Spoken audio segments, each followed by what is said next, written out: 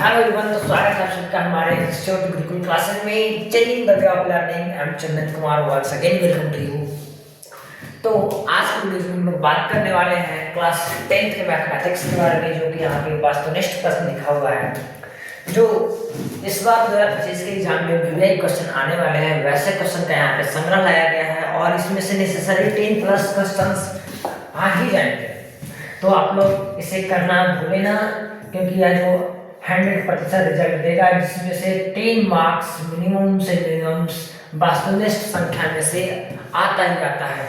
और इसमें से प्रीवियस ईयर का वीवीआई क्वेश्चन डाला गया है, जिसमें से 10+ क्वेश्चन ही बोर्ड एग्जाम में आएंगे। तो चलिए हम लोग बात करते हैं, आगे क्वेश्चन के बढ़ते हैं। तो आज का आपका पहला सवाल है, निम्नलिखित में कौन सी परमेय संख्या है? सबसे पहले हम जानेंगे इसमें परमेय संख्या और परमेय संख्या कहते हैं किसको। ठीक है, तो परमेय संख्या p/q के रूप में आता है। जो परमेय संख्या का रूप होता है वो हमारा किसके रूप का होता है? p/q के रूप का होता है। जो p/q के रूप में रहेगा उसे हम लोग बोलते हैं क्या? परमेय संख्या। या जिसका वर्गमूल निकल जाए वो भी हमारा क्या होता है? परमेय संख्या होता है। ठीक है, और अपरमेय संख्या किसे कहते हैं? जिसका वर्गमूल ना निकले वह हमारा क्या होता है? अपरमेय संख्या होता है। ठीक है, तो हम लोग जानेंगे इसमें से पूछा जा रहा है हमसे परमेय संख्या। देखते हैं ऑप्शन नंबर डी से, क्या हम लोग इसका वर्गमूल निकाल सकते हैं? नहीं निकाल सकते हैं, इसलिए हमारा आंसर ये भी नहीं होगा। 1/√, इसका भी वर्गमूल नहीं निकलेगा। √5, इसका भी नहीं निकलेगा। तो √5 का वर्गमूल निकल जाएगा। कैसे? सो देखिए, √5 को हम लोग क्या कर सकते हैं?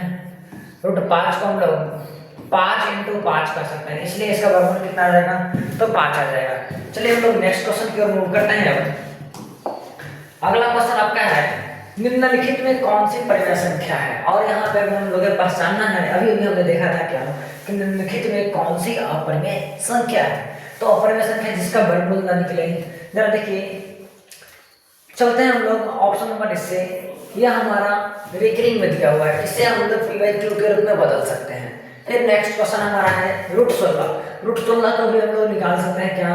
तो 4 लिख सकते हैं। 25 हमारा ऑलरेडी परमेय संख्या है, तो जो बचा है हमारा क्या होगा? वही हमारा ऑप्शन नंबर डी को हम लोग सॉल्व कर लेते हैं।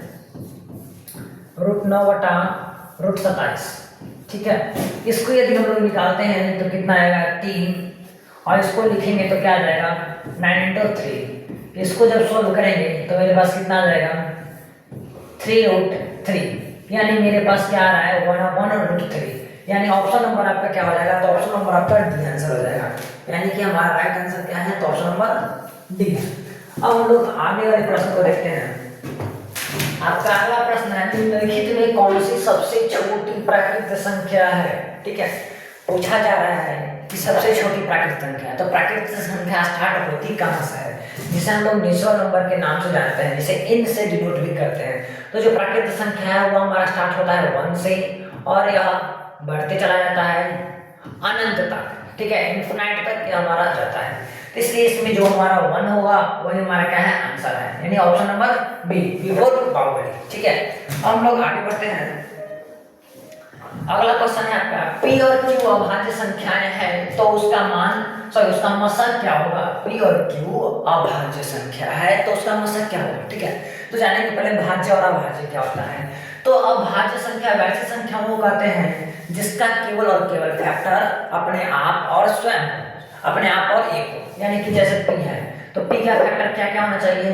तो p × q होना चाहिए, p × 1 होना चाहिए। q का फैक्टर क्या होना चाहिए? q × 1 होना चाहिए। जो मैच करता है, जो मिलता है, वो हमारा क्या कहलाएगा? तुल्य मशक कहलाता है। तो ऑप्शन नंबर क्या हो जाएगा यहाँ पे? ऑप्शन नंबर ए हो जाएगा। चलिए आगे बढ़ते हैं। अगला क्वेश्चन है, 18 तथा 72 का मशक ज्ञात करना है। ठीक है, 18 तथा 72 का मशक ज्ञात करें। अब यहाँ पे दिया हुआ है तुम्हें 18 और 72।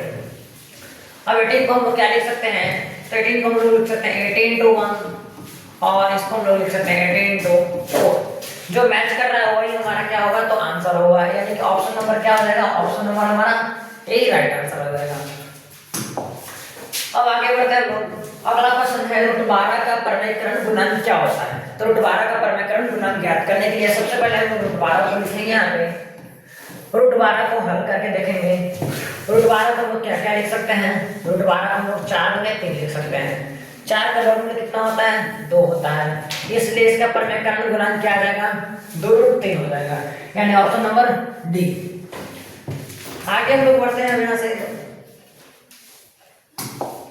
अगला क्वेश्चन, यदि p एक धनात्मक पूर्णांक है तो धनात्मक पूर्णांक किस रूप का होगा? यहाँ पे क्वेश्चन थोड़ा सा मिस्टेक है, यहाँ पे लिखना चाहिए था क्या, या तो सम पूछता या तो विषम पूछता। ठीक है, या तो सम या तो विषम। यदि यह सम पूछता तो हमारा टूपी के रूप का होता, सम पूछता तो किसके रूप का होता? टूपी के। यदि विषम पूछता तो टूपी प्लस 1 के रूप का होता, टूपी प्लस 1 के रूप का होता। चलिए हम लोग आगे बढ़ते हैं। अगला क्वेश्चन, निम्नलिखित में से किसका दशमलव प्रसार शांत होता है? दशमलव प्रसार शांत होने के लिए हम लोग करते क्या है, तो हर के अभाज्य गुणनखंड में जो हमारा हर होता है उसके अभाज्य गुणनखंड में क्या होना चाहिए? 2 और 5 का गुणज होना चाहिए। किसका गुणज? 2 और 5 का गुणज। अगर 2 और 5 का गुणज है 2 के पावर m और 5 के पावर n के रूप का है, तब वह हमारा क्या होगा? तो वह हमारा शांत दशमलव प्रसार होगा। तो सबसे पहले हम लोग ट्राई करते हैं ऑप्शन नंबर ए से ही। तो ऑप्शन नंबर ए को हम लोग क्या लिख सकते हैं? हम लोग लिख सकते हैं क्या, 5 × 2 × 8, यानी इसमें 5 और 2 का ही केवल गुणज है। इसमें भी बोल सकते हैं हम लोग क्या, 15/4 × 25 × 4, इसमें भी केवल 5 और 2 का ही गुणज है। और ऑप्शन नंबर जो हमारा थर्ड है, थर्ड में हम लोग क्या बोल सकते हैं, थर्ड को 11/11, यानी यह जो हमारा 11 और 11 है यह हमारा 5 का गुणज और 2 का गुणज नहीं है, इसलिए हमारा राइट आंसर क्या हो जाएगा? तो option number C right answer हो जाएगा। चलिए हम लोग आगे बढ़ते हैं। अगला क्वेश्चन है, महत्तम समावर्तक p, q लघुत्तम समावर्तक p, q बराबर है, यानी कहा जा रहा है क्या इसका लघुत्तम समावर्तक और महत्तम समावर्तक किसके बराबर हो सकता है? तो बोलेंगे यहाँ पे हमारा p × q के बराबर होगा। ऑप्शन नंबर कौन सा हो जाएगा? तो ऑप्शन नंबर आपका हो जाएगा ए। यहाँ पे जो स्टार का सिंबल दिया हुआ है वह हमारा मल्टीप्लिकेशन का सिंबल है। ठीक है, तो ये हमारा क्या हो जाएगा? तो राइट आंसर हो जाएगा। अब अगला क्वेश्चन है आपका कि 64 के अभाज्य गुणनखंड में 2 का घातांक कितना है? 2 का घातांक ज्ञात करने के लिए हम लोग क्या करेंगे, तो सबसे पहले 64 को लिखेंगे, लिखने के बाद इसका फैक्टर निकालेंगे, 32, 16, 8, 4 और 2। ठीक है, अब गिनेंगे इसमें 2 का फैक्टर कितना आया है, 1, 2, 3, 4, 5, 6, यानी मेरे पास कितना आ गया, तो 2 के पावर 6। इसी को हम लोग कहते हैं क्या, 2 के घातांक। ठीक है, 2 के ऊपर नीचे वाले को हम लोग क्या कहते हैं, ये जो नीचे है 2 दिया हुआ, इसे हम लोग कहते हैं आधार। क्या बोलते हैं? आधार। और ये जो ऊपर 6 है इसे बोलते हैं हम लोग घातांक, इसे बोलते हैं हम लोग क्या, घातांक। तो ऑप्शन नंबर हमारा कौन सा हो जाएगा? तो ऑप्शन नंबर सी हमारा क्या है, तो राइट आंसर है। अब हम लोग आगे बढ़ते हैं क्वेश्चन नंबर 13 के पास, सॉरी 11। निम्नलिखित में से कौन सी छोटी प्राकृतिक संख्या है? ये क्वेश्चन 2 बार रिपीट कर चुका है, यानी 2022 में भी पूछा, 2020 में भी पूछा, और यह क्वेश्चन इंपॉर्टेंट है। सबसे छोटी प्राकृतिक संख्या हमसे पूछा जा रहा है, तो सबसे छोटी प्राकृतिक संख्या स्टार्ट होता कहाँ से है? हम लोग नेचुरल नंबर को n से डिनोट करते हैं। यहाँ स्टार्ट कहाँ से होता है? 1 से स्टार्ट होता है, और यह कहाँ तक जाता है? तो अनंत तक जाता है, यानी कि हमारा सबसे छोटी प्राकृतिक संख्या क्या हो गया? तो 1 हो गया। तो ऑप्शन क्या हो जाएगा यहाँ पे? तो आपका ऑप्शन नंबर सी हो जाएगा। अब आगे बढ़ते हैं हम लोग। एक अशून्य परिमेय संख्या और एक अशून्य परिमेय संख्या और अपरिमेय संख्या का गुणनफल होगा। यह क्वेश्चन 2023 में पूछा जा चुका है। बोला जा रहा है क्या, एक हमारा अशून्य परिमेय और एक हमारा अपरिमेय संख्या का गुणनफल क्या होगा? तो बोलेंगे हमेशा और हमेशा यह हमारा अपरिमेय संख्या होगा। इसलिए आपका ऑप्शन नंबर क्या हो जाएगा? तो बी हो जाएगा। हमेशा क्या कहलाएगा? तो अपरिमेय संख्या कहलाएगा। अब नेक्स्ट क्वेश्चन की बात करते हैं हम लोग। 45 तथा 60 का मसा ज्ञात कीजिए। ठीक है, तो जनरली हम लोग 45 और 60 का यदि मसा ज्ञात करने के लिए आता है, या 2 नंबर वाला में भी आता है और 1 नंबर वाला में आता है, तो 45 और 60 का मसा ज्ञात करना है तो हम लोग क्या करेंगे, इसका गुणनखंड निकाल देंगे। गुणनखंड निकालेंगे तो हम लोग क्या लिख सकते हैं इसको, 15 गुने 4, ये तो शॉर्ट में लिखा हुआ है, 3 गुने 5 गुने 4 लिखना चाहिए। ठीक है, और इसको हम लोग लिख सकते हैं 15 गुने 3। ठीक है, और यहाँ पे लिख सकते हैं 15 गुने 4, जो मैच कर रहा है वही हमारा क्या हो जाएगा, तो इसका मसा हो जाएगा, यानी कि ऑप्शन नंबर आपका क्या हो जाएगा, ऑप्शन नंबर डी हो जाएगा। अब आगे बढ़ते हैं हम लोग। अगला क्वेश्चन आपका है यूक्लिड विभाजन एल्गोरिथम। ठीक है, यूक्लिड विभाजन एल्गोरिथम से कैसा धनात्मक संख्या का निकाला जाता है, इसलिए तो बोला जाएगा यहाँ पे क्या, जो दो धनात्मक संख्या यहाँ पे दिया जा रहा है, इसका जो हम लोग मसा निकालते हैं वह यूक्लिड विभाजन होता है क्या, तो हम लोग बोलते हैं क्या, E बराबर BQ प्लस R, जहाँ 0 बड़ा बराबर R बड़ा B होता है। यानी जो A और B यहाँ पे दिया हुआ है ना, ये दो हमारा धनात्मक संख्या जो होता है, इससे हम लोग क्या निकालते हैं, तो HCF निकालते हैं, जिसे हम लोग कहते हैं मसा कहते हैं। ठीक है, इससे क्या निकाला जाता है, मसा। यानी हमारा ऑप्शन नंबर क्या हो जाएगा, तो ऑप्शन नंबर ए हो जाएगा।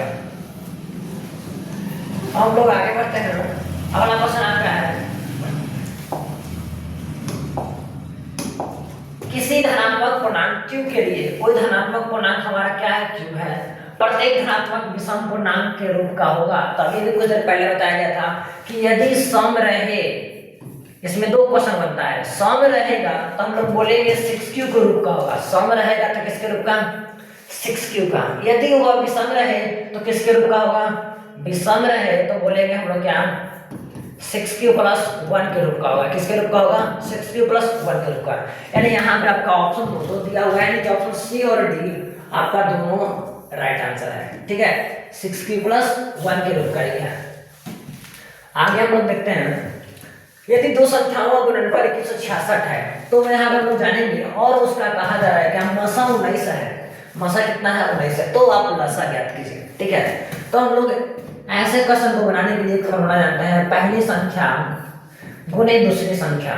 ठीक है, पहली संख्या गुने दूसरी संख्या और क्या होता है, HCF इंटू LCM होता है। ठीक है, तो कहा जा रहा है इन दोनों संख्याओं का गुणनफल हमें दिया हुआ है, कितना दिया हुआ है भाई, 2166 दिया हुआ है।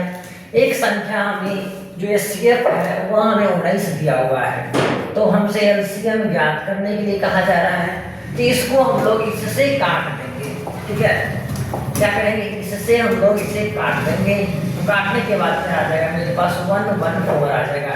यानी कि हम लोग LCM इक्वल टू क्या कर सकते हैं, 114। यानी ऑप्शन नंबर हमारा कौन सा हो जाएगा, तो ऑप्शन नंबर सी हमारा क्या हो जाएगा, तो राइट आंसर हो जाएगा। तो आगे बढ़ते हैं हम लोग। अगला क्वेश्चन है यदि A का वैल्यू दिया हुआ है इतना और B का वैल्यू दिया हुआ है इतना, तब लसा A कॉमा B का लसा क्या होगा। तो लसा ज्ञात करने के लिए हम लोग क्या करते हैं, जो पहले दिया हुआ है उसको लिख लेते हैं, 2 के पावर 3 गुने 3 गुने 5, B का जो वैल्यू है 2 के पावर 4 गुने 5 गुने 7। ठीक है, अब हम लोग यदि लसा ज्ञात करना होता है तो हम लोग क्या करते हैं, सबसे ज्यादा जो बड़ा फैक्टर होता है उसी को लिखते हैं।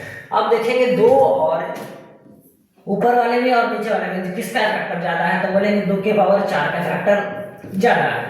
अब ये 5 हमारा मैच कर रहा है तो 5 को एक लिख देंगे, और एक हमारा क्या लिखा जाएगा, 3 और एक 7 लिखा जाएगा। अब इसको जब हम लोग सोल्व करेंगे 2 के पावर 4 को, तो हम लोग लिख सकते हैं कितना, 16 लिख सकते हैं।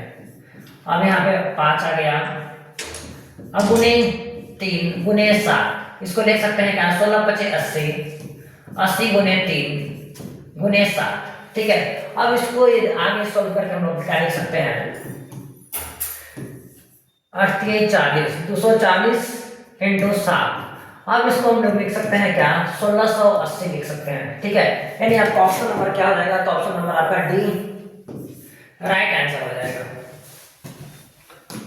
अगला क्वेश्चन है आपका यदि हमारे पास A में एक धनात्मक पूर्णांक है, तो धनात्मक विषम पूर्णांक किसके रूप का होगा। कहा जा रहा है मेरे पास A में एक धनात्मक पूर्णांक है, तो इसका विषम पूर्णांक, अभी भी मैंने बताया था कि ऐसा क्वेश्चन 3 बार रिपीट हो चुका है। विषम रहेगा, एम विषम पूर्णांक है, सबके साथ क्या दिया हुआ है, 4m दिया हुआ है। यदि विषम पूछे तो डायरेक्ट आंख बंद करके 4m प्लस 1 बोलना है।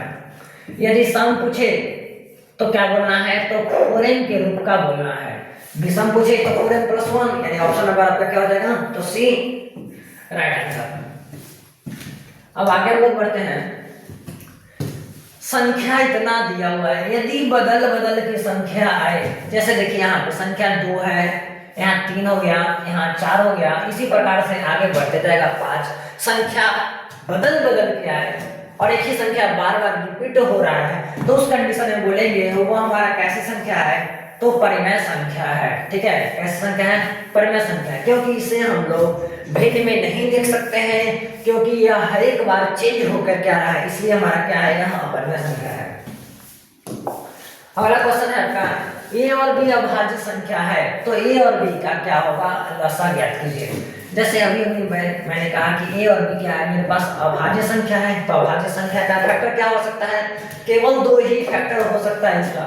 कितने फैक्टर होंगे, तो केवल 2 ही फैक्टर होगा। क्या, एक अपने आप और एक बी है क्या, तो b × 1 जो मैचअप करेगा वही हमारा क्या होगा, सॉरी ऐसे एलसीएम पूछ रहा है, जब एलसीएम पूछ रहा है तो दोनों का क्या कर देंगे हम लोग, गुणनफल कर देंगे। ये जो हमारा आएगा वो हमारा क्या कहलाएगा, एचसीएफ कहलाएगा, यानी एचसीएफ 1, और इसका एलसीएम कितना आ जाएगा, तो a × b। ऑप्शन नंबर आपका क्या आ जाएगा, तो सी आ जाएगा, राइट आंसर है। आगे क्वेश्चन हम लोग देखेंगे, निम्नलिखित में कौन अभाज्य संख्या है। अभी भी बताया था कि भाज्य संख्या और अभाज्य संख्या क्या होता है। भाज्य संख्या में केवल और केवल कितने फैक्टर होंगे, 2 से अधिक फैक्टर होंगे, 2 से अधिक गुणनखंड होंगे। यहाँ पे कितने से, 2 से अधिक, और इसमें केवल कितना होगा अभाज्य में, तो अभाज्य में केवल होने वाला है केवल और केवल कितना, 2 ही। ठीक है, अभाज्य में केवल और केवल कितना होगा, 2।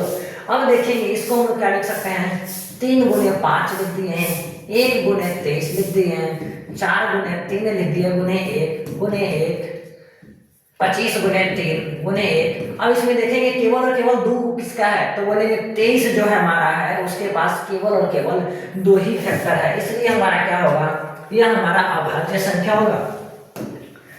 आगे क्वेश्चन हम लोग देखते हैं।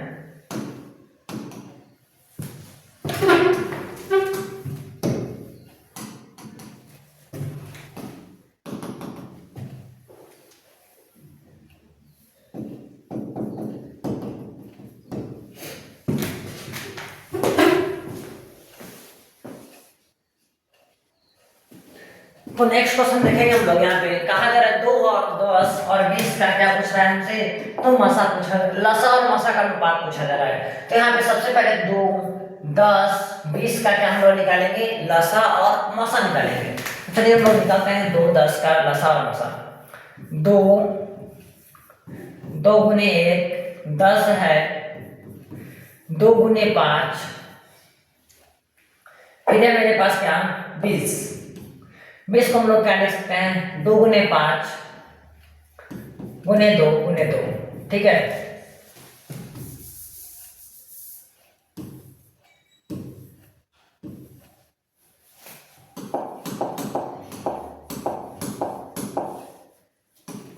इसको लिख सकते हैं हम लोग कितना, 2 × 2 × 5 लिख सकते हैं।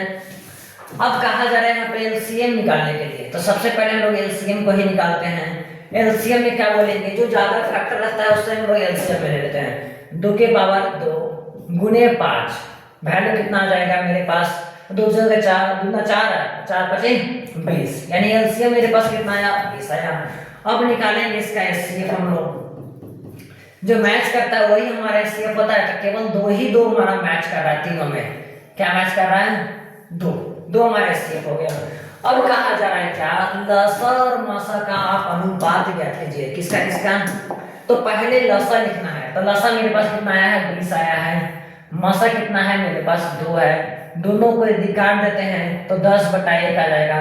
इसका अनुपात कितना मेरे पास आएगा, तो बोलेंगे 10:1। यदि कोई 10:1 है तो वही हमारा क्या हो जाएगा, तो राइट आंसर हो जाएगा। अब हम लोग आगे बढ़ते हैं। अगला क्वेश्चन आपका है 65 तथा 117 का मसा ज्ञात करना है। पहला क्वेश्चन हम लोग को यहीं तक है, ठीक है।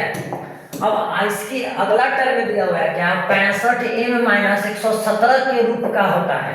यदि इसका जो मसा हम लोग निकालेंगे वह इसके रूप का होगा, तो सबसे पहला काम हम लोग क्या करना है, तो 65 और 117 का क्या निकालना होगा, तो हमें मसा निकालना होगा। तो हम लोग इसे लिख सकते हैं क्या, 13 गुने 5 लिख सकते हैं, ऐसे 13 गुने 9 लिख सकते हैं। 13 × 5 = 65 और 13 × 9 = 17 से। अब इसका हमें क्या निकालना है भाई, तो मसा निकालना है। तो मसा निकालने के लिए हम लोग क्या करते हैं, जो मैच करेगा वही हमारा मसा होगा। यदि इसे जोड़ घटाव करने पे यदि हमारा 13 आ जाता है, वही हमारा n का मान होगा। यानी यहाँ पे क्या पूछा जा रहा है, तो n का मान पूछा जा रहा है। तो n का मान ज्ञात करने के लिए हम लोग क्या कर सकते हैं, 65m माइनस 117 है। तो 65 के जगह पे हम लोग क्या, n के जगह पे क्या रखेंगे, 2 माइनस 117, 65 दूना 130 माइनस 117 क्या आ गया, तो मेरे पास 13। यानी आपका ऑप्शन नंबर कौन सा हो जाएगा, बी हो जाएगा। और हमारा आंसर कितना रहा है, तो 2। यानी कि m के जगह पे हम लोग कितना रखेंगे, m के जगह पे 2 रखने वाले हैं। यानी एक तरह से हिट एंड ट्राई मेथड है। अगला क्वेश्चन है आपका, सबसे छोटी भाज्य संख्या और सबसे छोटी अभाज्य संख्या का मसा ज्ञात कीजिए। तो कहा जा रहा है सबसे छोटी भाज्य संख्या, तो सबसे छोटी भाज्य संख्या हमारे पास क्या है, तो सबसे छोटी भाज्य संख्या 2 और सबसे छोटी अभाज्य संख्या भी 2, और इसका हमसे मसा पूछा जा रहा है। तो इसका दोनों का मसा क्या होगा, 2 × 1 × 1, यानी इसका मसा मेरे पास क्या आ जाएगा, जो मैचअप करता है वो हमारा क्या कहलाएगा, तो हमारा मसा कहलाएगा। यानी कि इसका मसा क्या कहलाएगा, तो 2 कहलाएगा। यानी ऑप्शन नंबर क्या हो जाएगा, तो बी हो जाएगा। अगला क्वेश्चन है 96 का अभाज्य गुणनखंड ज्ञात करना है। तो 96 का अभाज्य गुणनखंड क्या होगा, तो हम लोग 96 का अभाज्य गुणनखंड को क्या लिख सकते हैं, 96 का अभाज्य गुणनखंड निकालते हैं भाई हम लोग। 96 का अभाज्य गुणनखंड निकालेंगे, 2 × 4 = 8, 2 × 8 = 16, 24, 12, 6, 3 कितना आया, 1 2 3 4 5। यानी कि अगर 96 का हमें गुणनखंड निकालना है तो क्या लिख सकते हैं हम लोग,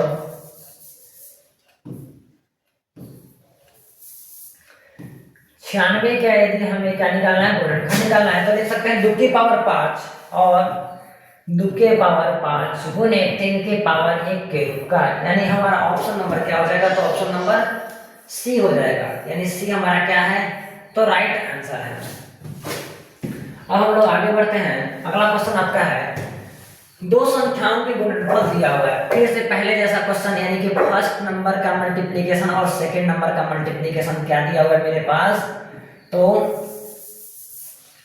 पहली संख्या गुने दूसरी संख्या,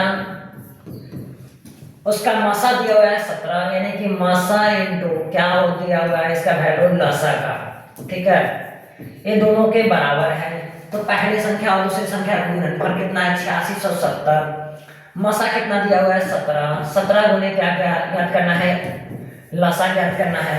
तो लसा ज्ञात करने के लिए हम लोग क्या करते हैं भाई, इससे हम लोग काटते हैं, 17 × 5 = 85, 1 और 510। यानी कि जो हमारा एलसीएम का मान आ गया वह कितना आ गया, तो 510 आ गया। यानी ऑप्शन नंबर कौन सा हो जाएगा, तो आपका option number D right answer हो जाएगा। अब नेक्स्ट क्वेश्चन को मूव करते हैं हम लोग। कहा जा रहा है फिर से हमें कि लसा और मसा का अनुपात ज्ञात कीजिए। तो सबसे पहले हम लोग 6 का, 8 का और 22 का क्या ज्ञात करेंगे, तो लसा ज्ञात करेंगे। तो लसा ज्ञात करने के लिए क्या लिख सकते हैं, 2 के पावर 3, यानी कि 2 के पावर 1 गुने 3, 2 के पावर 3 गुने 1, और इसको क्या लिख सकते हैं, 2 के पावर 1 गुने 11। अब यहाँ पे हम लोग क्या निकालेंगे, एलसीएम निकालेंगे। एलसीएम में क्या होता है, हाईएस्ट पावर वाले को लिखते हैं, तो 2 के पावर 3 लिख दिए गुने 11 लिख दिए। अब यहाँ पे निकालते हैं हम लोग एचसीएफ को निकालते हैं। एचसीएफ में जो मैच करता है वही हमारा क्या होता है, एचसीएफ होता है। अब कहा जा रहा है हमसे यहाँ पे क्या, कि इसका मसा और लसा का अनुपात आप लोग ज्ञात करके बताइए, ठीक है।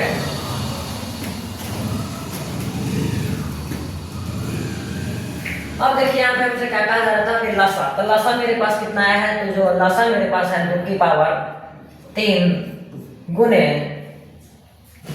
2 के पावर 3 गुने क्या है मेरे पास 3 गुने 11 बटा कितना मेरे पास एचसीएफ कितना आया 2 आया। यदि 1 2 से 2 हम लोग काट देते हैं, क्या करते हैं 1 2 से 1 2 काट देते हैं, तो मेरे पास कितना बचता है, मेरे पास बचेगा क्या 2 के पावर 2 गुने 3 गुने 11, क्या बोल सकते हैं 4 तिहाई 12 12 गुने 11, यानी इसे हम लोग बोल सकते हैं क्या 132, यानी आपका ऑप्शन नंबर क्या हो जाएगा। और बटा में मेरे पास क्या बच रहा है, तो बटा में 1 बच रहा है, बटा में क्या बच रहा है 1, बटा में क्या बच रहा है 1, तो हम लोग क्या कहेंगे 132 अनुपात 1, यानी ऑप्शन नंबर हमारा क्या हो जाएगा यहाँ पे ए राइट आंसर हो जाएगा। अगला क्वेश्चन है दो लगातार संख्याओं का मसा ज्ञात कीजिए। यदि आपसे दो लगातार संख्या पूछा जाए, जैसे मान लेते हैं हम लोग 2 और 2 लगातार संख्या, जैसे लेते हैं हम लोग का 2 और 3 लगातार संख्या है, 1 और 2 लगातार संख्या है, 4 और 5 लगातार संख्या है। अब दोनों का मसा पूछा जाता है, हम लोग क्या लिख सकते हैं 2 गुने 1, यानी कि 2 को हम लोग क्या लिख सकते हैं 2 गुने 1 लिख सकते हैं, 3 को क्या लिख सकते हैं 3 गुने 1 लिख सकते हैं। यहाँ पे क्या लिख सकते हैं 1 को हम लोग 1 गुने 1, 2 को क्या लिख सकते हैं 2 गुने 1, 4 को क्या लिख सकते हैं 4 गुने 1 और 5 को क्या लिख सकते हैं 5 गुने 1।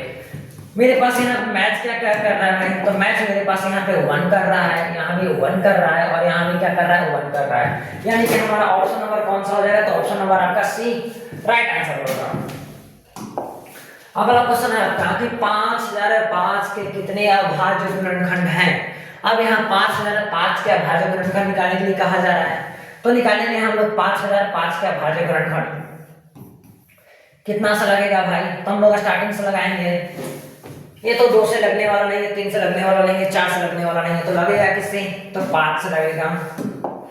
जब 5 से लगेगा तो 5 से लगा देंगे 1 0 0 1। अब कितना से लगेगा भाई, 7 से लगा के देखते हैं। 7 से 1 7 चौके 28 7 या 21 143 से लग गया। अब कितना से लगेगा भाई, अब लगा के देखते हैं इसे हम लोग क्या 11 से 11 1 और 3, यानी इसका अभाज्य गुणनखंड कितना आने वाला है 1 2 3 4, चारों के चारों है, सबका केवल 2 ही फैक्टर है, यानी मेरे पास 5005 का अभाज्य गुणनखंड क्या लिख सकते हैं हम लोग 5005 का अभाज्य गुणनखंड लिख सकते हैं हम लोग 5 गुने 7 गुने 11 गुने 13, काउंट कर लेते हैं 1 2 3 4, यानी आपका ऑप्शन नंबर कौन सा हो जाएगा, तो ऑप्शन नंबर आपका बी राइट आंसर हो जाएगा। अब आगे क्वेश्चन की ओर मूव करते हैं हम लोग। कहा जा रहा है यदि P तथा Q अभाज्य संख्याएं हैं, P और Q अभाज्य संख्याएं हैं, तो उनका मसा क्या होगा। फिर से वही प्रश्न 2019 में पूछा गया। P इंटू 1 बोल सकते हैं, Q को हम लोग Q इंटू 1 बोल सकते हैं, और इसका हमसे पूछा जा रहा है क्या एचसीएफ क्या होगा, आप एचसीएफ बताइए। तो एचसीएफ का जो मैच करता है वो हमारा एचसीएफ कहलाएगा, यानी कि ऑप्शन नंबर हमारा क्या हो जाएगा, तो ऑप्शन नंबर हमारे पास क्या है, तो डी हमारा राइट आंसर है। अब आगे मूव करते हैं। दो संख्या a और 18 का लसा 36 और मसा 2 है, तो a का मान ज्ञात कीजिए। मेरे पास दो संख्या a और 18, यानी पहली संख्या दिया हुआ है मेरे पास क्या, तो 18 दिया हुआ है। पहली संख्या गुने दूसरी संख्या बराबर क्या होता है, हम लोग जानते हैं एचसीएफ इनटू क्या होता है, एलसीएम होता है। पहली संख्या मेरे पास क्या है भाई, a है, दूसरी संख्या क्या है 18 है, इसका लसा कितना दिया हुआ है 36 दिया हुआ है, तो मसा है। अब इसका मसा 2 है, मसा भी हमने दे दिया है 2, कितना दे दिया, सॉरी मसा कितना दिया है, तो मसा मेरे पास दिया है 2 और लसा दिया है कितना, तो 36, ठीक है। अब इसे करते हैं हम लोग 18 दूना के 36, a का वैल्यू मेरे पास कितना आ जाएगा, तो a का वैल्यू मेरे पास आ गया कितना, तो 4, यानी कि जो हमारा ऑप्शन नंबर है वह कौन सा है, तो ऑप्शन नंबर सी हमारा क्या है, राइट आंसर। अब नेक्स्ट क्वेश्चन की ओर मूव करते हैं। कहा जा रहा है क्या, 5, 15, 20 का लसा और मसा का अनुपात ज्ञात कीजिए। फिर से वही क्वेश्चन, रिपीट क्वेश्चन आया है। तो 5 का हम लोग निकालेंगे, 5 गुने 1 लिखेंगे, 15 को लिख सकते हैं 3 गुने 5, 20 को क्या लिख सकते हैं हम लोग 5 गुने 4। इसका हम लोग निकालेंगे क्या, एलसीएम। एलसीएम निकलेगा तो मेरे पास क्या हो जाएगा, 5 गुने 3 गुने 4। अब निकालेंगे इसका एचसीएफ। एचसीएफ क्या हो जाएगा मेरे पास 5। तो कहा जा रहा है लसा और मसा का अनुपात ज्ञात कीजिए। ठीक है, तो लसा और मसा का अनुपात हम लोग ज्ञात करते हैं, लसा बटे मसा। ठीक है, अब यहाँ पे इसका हम लोग अनुपात निकालेंगे। ऊपर में कितना आया भाई, 5 गुने 3 गुने 4, बटे में कितना आया है 5, 5 कट गया, मेरे पास कितना आया 12 बटा 1। यानी कि इसे हम लोग क्या लिख सकते हैं, 12:1 बोल सकते हैं। यानी आपका ऑप्शन नंबर क्या हो जाएगा, तो option number D right answer हो जाएगा। अब नेक्स्ट क्वेश्चन है हमारा कि सबसे छोटी अभाज्य और सबसे छोटी भाज्य संख्या का गुणनफल क्या होगा। तो सबसे छोटी अभाज्य संख्या, सबसे छोटी अभाज्य संख्या कितनी होती है 2, और सबसे छोटी भाज्य संख्या कितनी होती है 2, और ये दोनों का कहा जा रहा है क्या, गुणनफल कितना होगा। तो दोनों का गुणनफल हमेशा क्या होने वाला है, 4। फिर से देखेंगे, सबसे छोटी भाज्य संख्या क्या होगी, तो सबसे छोटी भाज्य संख्या हम लोग 2 बोलेंगे। सबसे छोटी अभाज्य संख्या क्या होगी, 2 होगी। दोनों को मल्टीप्लिकेशन करेंगे, आएगा कितना 4। यानी ऑप्शन नंबर हमारे पास क्या है, तो डी इज राइट आंसर। अगला क्वेश्चन है, निम्न में से कौन सी अभाज्य संख्या है। यहाँ पे हमें अभाज्य संख्या को पहचानना है। तो अभाज्य संख्या के लिए क्या बोला गया था कि केवल और केवल 2 फैक्टर होना चाहिए। एक और एक क्या होना चाहिए, अपने आप होना चाहिए, अपने आप। अब देखेंगे 15 को लिख सकते हैं 3 गुने 5 लिख सकते हैं हम लोग। 3 गुने 5 यह भी नहीं होगा, 3 गुने 5 यह भी नहीं होगा, 4 गुने 4 ये भी नहीं होगा, 5 गुने 5 ये भी नहीं होगा। तो आपका ऑप्शन नंबर कौन सा हो जाएगा, तो 29 हो जाएगा। क्योंकि हम लोग 29 को केवल और केवल 1 गुने 29 ही लिख सकते हैं, इसलिए यह हमारा क्या है, तो अभाज्य संख्या है। क्लियर है, तो अभाज्य संख्या है। चलते हैं लोग आगे क्वेश्चन की ओर।